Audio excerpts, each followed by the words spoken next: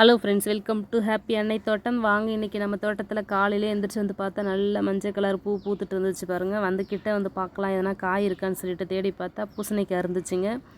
நிறையவே பூசணிக்காய் இருக்குது, பிஞ்சு வச்சுருக்கு. இதெல்லாம் கொஞ்சம் பெரிய சைஸாகவே இருக்குது பாருங்களேன். வெள்ளை பூசணிக்காய் தாங்க இது. நான் சாப்பிட்றதுக்காக வாங்கிட்டு வந்து காயெல்லாம் கட் பண்ணிவிட்டு அந்த விதையை கொண்டு வந்து தோட்டத்தில் போட்டு விட்ட பாருங்க. நிறைய செடி முளைச்சி வந்துருச்சு. அதில் பிஞ்சு பார்த்திங்கன்னா நிறையா இருக்குது. இந்த ஒரு பிஞ்சு பார்த்திங்கன்னா கொஞ்சம் தள்ளி விட்டேன் பாருங்கள், அப்போ தெரியாமல் உடஞ்சிருச்சு. இன்னும் உள்ளெல்லாம் நிறையா இருக்குது.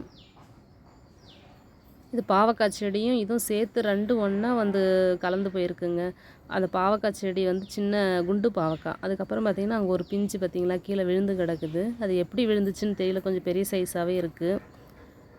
எலி கடிக்குமா என்னன்னு தெரியல. ஆனால் பிஞ்சு மட்டும் கீழே விழுந்திருக்கு. அதில் கடிக்கலாம் எதுவும் செய்யலை. பாவக்காவும் ரெண்டு செடியும் ஒன்றா கலந்து போயிருக்குங்க. இதில் பாவக்காய் குண்டு பாவக்காய் தான் இருக்குது. அதில் பூ நிறையா இருக்குது பாருங்கள். இது எல்லாமே கேட்டு மேலே அந்த பக்கம் போயிருக்குங்க. ரெண்டு பக்கமும் வெளியிலையும் அந்த சைடில் நிறையா இருக்குது. இது இந்த செடி மாடு மேயாதுன்னு நினைக்கிறேன். அதனால் பார்த்திங்கன்னா மாடு சாப்பிடல, அப்படியே கிடக்கு.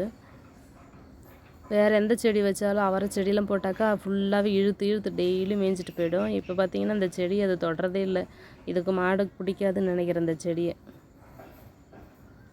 எவ்வளோ சூப்பராக இருக்குது பார்த்திங்களா. எல்லோ கலர் பூ காலையிலேயே சூப்பராக இருக்குது. உங்களுக்கு பிடிச்சிருந்தா லைக் பண்ணுங்கள், மறக்காமல் சேனலை சப்ஸ்கிரைப் பண்ணி சப்போர்ட்